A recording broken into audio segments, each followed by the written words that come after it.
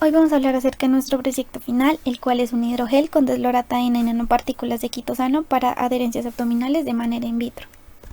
Se tiene que las adherencias abdominales posquirúrgicas son cintas de tejido anormal compuestas de fibrina y de tejido conectivo.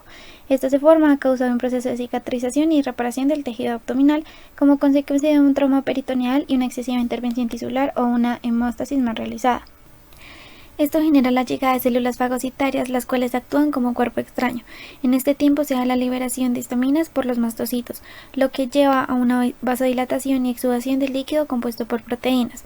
Después de 5 a 7 días de migración, localización y proliferación de los fibroblastos y de las células inflamatorias, se causa un excesivo almacenamiento de fibrina, por lo que se tiene una alta tasa de fibrogénesis, lo que conlleva a la formación de adhesiones. Es importante ver la incidencia de esta patología, ya que afecta entre el 67 y el 93% de los casos de cirugías abdominales, dejando como resultado una afectación en el conjunto de los órganos del sistema digestivo.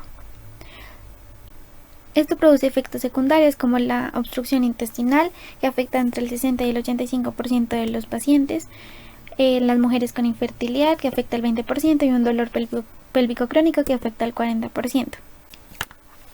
Sin embargo, cabe resaltar que las mujeres que están expuestas a cesáreas son la excepción. Esto se da a la alteración de los niveles desbalanceados del activador tisular de plasminógeno, el cual es el TPA, y el PAI1, que es producido durante la gestación. Esto conlleva a tener efectos positivos sobre las adhesiones en comparación con mujeres no gestantes. Dentro de los métodos actuales se usan los medicamentos como los antiinflamatorios, también unas barreras físicas, otros métodos como la laparoscopia en la que se hace lisis de las adherencias y otros métodos actuales que es el uso del TPA y de inmunosupresores selectivos.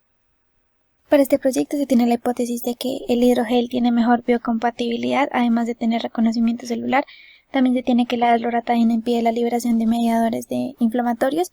Y por otro lado, se tiene que las nanopartículas de quitosano tienen baja toxicidad y citocompatibilidad. Esto se puede cumplir mediante los siguientes objetivos específicos, los cuales son implementar, predecir, plantear, mostrar, examinar, detectar, analizar y diseñar. Ahora para la caracterización del material. Comenzamos con una prueba de hinchamiento. Esta prueba se realiza para poder ver el efecto de los cambios de osmolaridad. Por ende, se coge un tarro vacío, se pesa, se le adiciona el hidrogel seco y agua, luego se extrae el exceso de agua, se mide el peso inicial y a partir de eso se va tomando pruebas diarias y se repite cada día a ver qué tanto va cambiando el peso del material. La prueba de gradación es parecida, pero esta mide la biodegradación. Entonces, se meten 3 muestras de hidrogel en una caja de Petri y se le adiciona PVS para tratar de simular las mismas condiciones del cuerpo humano. Luego se pesa esta caja con hidrogeles y se van pesando diariamente para ver qué cambios tienen a lo largo del tiempo hasta que se van a desaparecer. La prueba de FTIR es esencial para verificar la síntesis de los materiales. Para esto se toma un hidrogel, se lleva al ultracongelador, se liofiliza, se macera y se lleva a la máquina de FTIR entre 500 y 4000 nanómetros. Para la prueba TEJA es muy similar a la prueba de FTIR en el sentido que va a verificar la síntesis de los materiales. Entonces se hace el mismo procedimiento de ultracongelar el hidrogel, liofilizarlo, macerarlo y llevarlo a un analizador termogravimétrico. La prueba se realiza para ver el efecto que tiene los cambios de osmolaridad. Por ejemplo, qué efecto tiene sumergir el biomaterial en agua destilada. Para esto se toma un tarro vacío y se pesa y se graba ese peso y a este tarro se le adiciona agua destilada y el hidrogel seco. Luego se le extrae el exceso de agua y se mide este peso inicial y a lo largo del tiempo se va viendo la diferencia en peso. Esto después se repite para 3 muestras diferentes. Para la prueba de gradación, esto se hace una prueba para ver la biodegradabilidad del material en un medio parecido al que va a estar. Entonces, para esto se toman 3 muestras del hidrogel y se meten en una caja de Petri con PVS. Luego, se hace parecido a la prueba de hinchamiento, se graba el peso inicial y se va tomando los pesos a lo largo del tiempo hasta que este peso se vea reducido a 0. Para la prueba de FTIR, esa es una prueba para verificar la síntesis exitosa del biomaterial. Para esto, se toma el hidrogel y se ultracongela antes de meter al liofilizador. Ya después de estar liofilizado, se macera y se mete en una máquina de FTIR entre 500 y 4000 nanómetros. Para la prueba de análisis termogravitacional, se hace parecido a la del FTIR, es parecido y se usa para verificar la síntesis de los compuestos. Entonces, se toma el hidrogel, se mete el ultracongelador, se liofiliza, se macera y se mete el analizador termogravimétrico. El proceso de esterilización es un proceso clave en la síntesis del biomaterial. Por esto se toman todos los instrumentos no termosensibles y se meten en el autoclave. Luego se lavan todos los instrumentos termosensibles con etanol. Toda la síntesis del biomaterial se va a realizar en una cabina de extracción, asegurándose de lavarse bien las manos con etanol. Para preparar los componentes y los reactivos de la síntesis se deberían meter en bolsas selladas y exponer a una luz UV durante mínimo 30 minutos a 1 hora. Y luego se refrigeran a 4 grados centígrados hasta se requieran. Para hacer un conteo bacteriano se contamina 0.5 gramos de alginato con 4 concentraciones diferentes de E. coli y luego se lleva a una luz UV durante 30 minutos. El hidrogel sintetizado se siembra en una caja de agar LB y se esperan 10 días para ver si hay proliferación celular bacteriana. Para la agregación plaquetaria es necesario hacer una preparación de extractos del hidrogel final. Para esto se toman 7.1 milímetros de PBS de acuerdo a las normas ISO y se le agrega el hidrogel final. Esta se agita, se centrifuga y se toma el sobrenadante, lo cual va a llevar al extracto del hidrogel final. Simultáneamente se toma 7 mililitros de sangre en un tubo de recolección de tapa azul que corresponde a citrato de sodio, se centrifuga, se separa el plasma y luego a esta muestra se le agrega 100 microlitros del extracto para tener un final de muestra y plasma. Luego se tienen que agregar los agregantes a la muestra más el plasma para hacer los controles positivos. En este caso se toma un agregante medio para crear el control positivo de colágeno. También se hace con el ADP para crear un control positivo de ADP, que es un agregante suave. Y finalmente la epinefrina, que es un control positivo agregante fuerte. Para obtener un control positivo de colágeno, epinefrina, ADP, uno negativo y los 3 agregantes solos. Este es el diseño experimental y esto se lleva a una espectrofetometría de 615 nanómetros durante 1 minuto. Ahora bien, respecto a nuestro modelo multifísico, estamos trabajando con COMSOL desde la entrega pasada, puesto que esta plataforma nos permite tener un acercamiento detallado de cómo debemos abordar la problemática de las adhesiones abdominales. Para esto, estamos realizando un estudio de la física de transporte de especies diluidas en medios porosos, puesto que esta nos permite saber cómo se deben de transportar las diferentes sustancias que tiene nuestro biomaterial a lo largo de la zona abdominal. Además, gracias a COMSOL tenemos acceso a nuestra ecuación gobernante, la cual están viendo en pantalla y los términos son: P1 es la porosidad del material, P2 son los cambios en la porosidad de los dominios, el delta es el transporte difusivo, U es el vector de velocidad, R es la reacción y S es la generación. Además tenemos las condiciones de frontera en pantalla. De esto, definimos cómo va a ser la geometría de nuestro modelo. Por el análisis que realizamos, sabemos que la región abdominal es una zona sumamente complicada y que tiene varias capas. Para esto y para disminuir nuestro gasto computacional, definimos las 4 capas con las que vamos a trabajar, la cual de ellas va a ser el músculo, la fascia y el peritoneo, y una cuarta capa que es nuestro biomaterial. De esto, desde la entrega pasada estamos trabajando en un modelo 2D para tener una aproximación de cómo se está haciendo el transporte de las sustancias que contiene el biomaterial, pero ahora queremos tener un acercamiento más real a cómo es realmente nuestra zona abdominal. Para esto realizamos un modelo 3D donde vamos a observar claramente cómo se están transportando todas las sustancias que contiene el biomaterial. En cuanto a los resultados, obtuvimos las primeras de FTIR. Aquí se ven tanto la muestra que nosotros obtuvimos en rosado, a la cual estoy apuntando, y las de alginato de sodio, nanopartículas de quitosano y desloratadina pura, estas de acuerdo a la literatura. Aquí podemos ver que en este primer rango, entre 3600 y 3700, corresponden a un grupo hidroxilo, como se ver acá en esta desloratadina, tanto en el alginato de sodio como en el quitosano. Luego se ve en alrededor de 1800 se ve en los grupos CH, en los enlaces CH, como se ven presentes en estos del quitosano. También se ven los grupos aminos y imides, que están presentes en el quitosano y la desloratadina,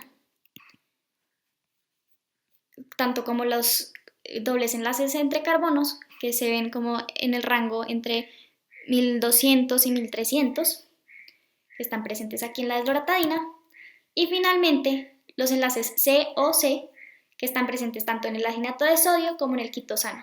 Por ende, se puede ver que tanto los tres compuestos fueron sintetizados correctamente.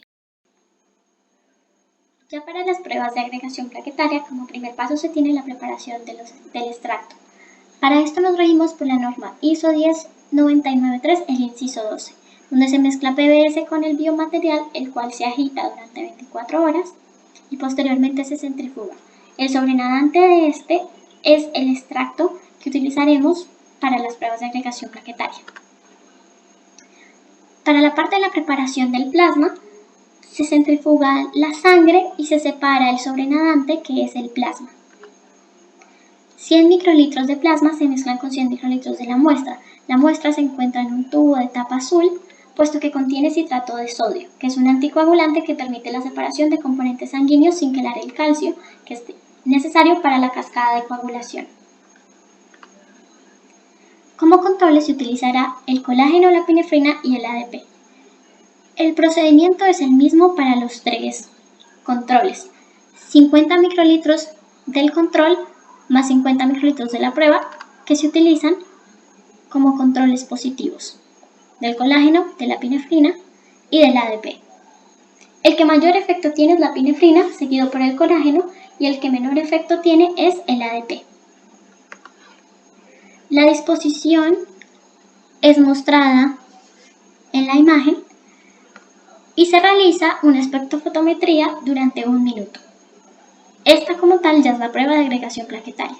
Los resultados encontrados del análisis termogravitacional, se hizo la comparación entre el obtenido para nuestro biomaterial contra la literatura. En esta primera gráfica se observa la comparación contra un hidrogel de alginato de sodio. Esta misma superposición se hace para las nanopartículas de quitosano y para la desloratadina en estado puro. Como podemos observar en las tres gráficas, con la que se tiene una mayor similitud es con el alginato de sodio, puesto que es el que tiene mayor concentración en nuestro biomaterial, seguido por el quitosano, y finalmente la desloratadina, que es la que se encuentra en una menor concentración.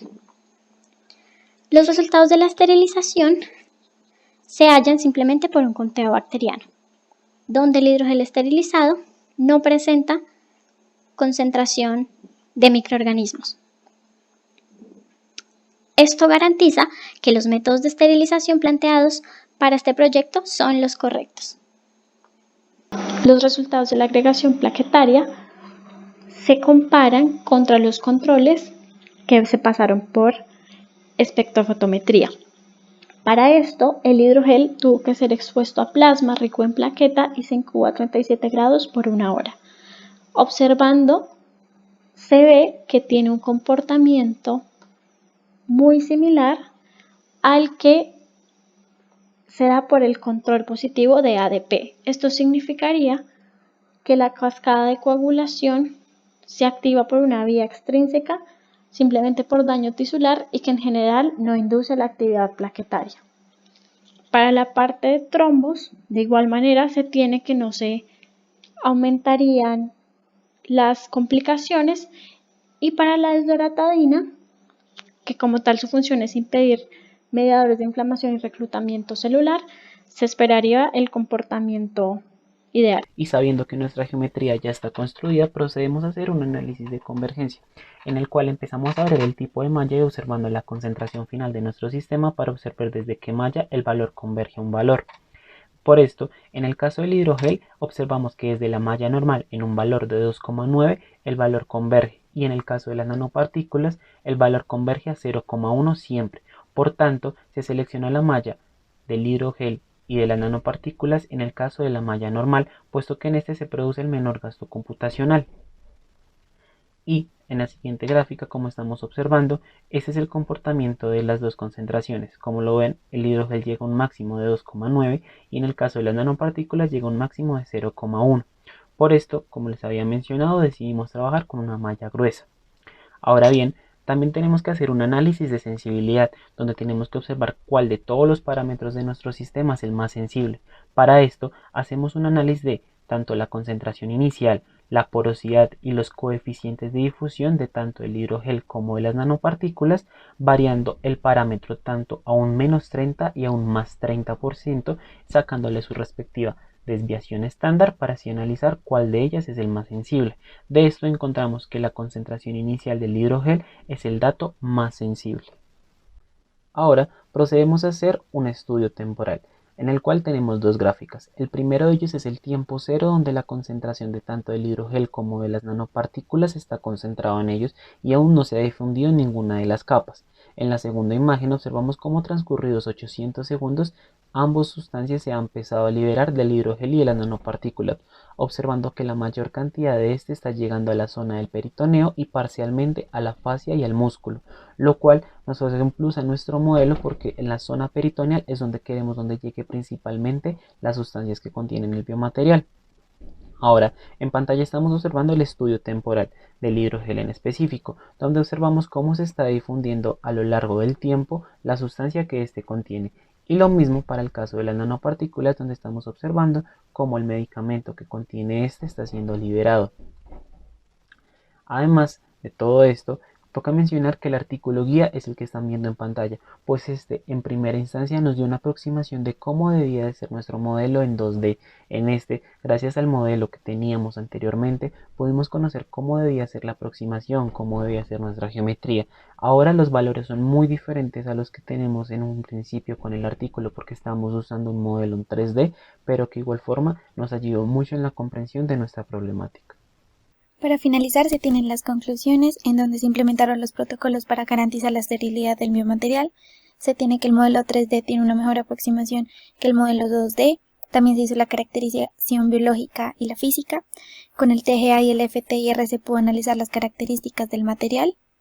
Se tiene como trabajo futuro ver el pH del medio. Se mostró la simetría en COMSOL con la zona peritoneal. Se comprobó la hipótesis de la biocompatibilidad del hidrogel y se analizó la actividad antiinflamatoria de las partículas de quitosano. Gracias, y estas fueron nuestras referencias.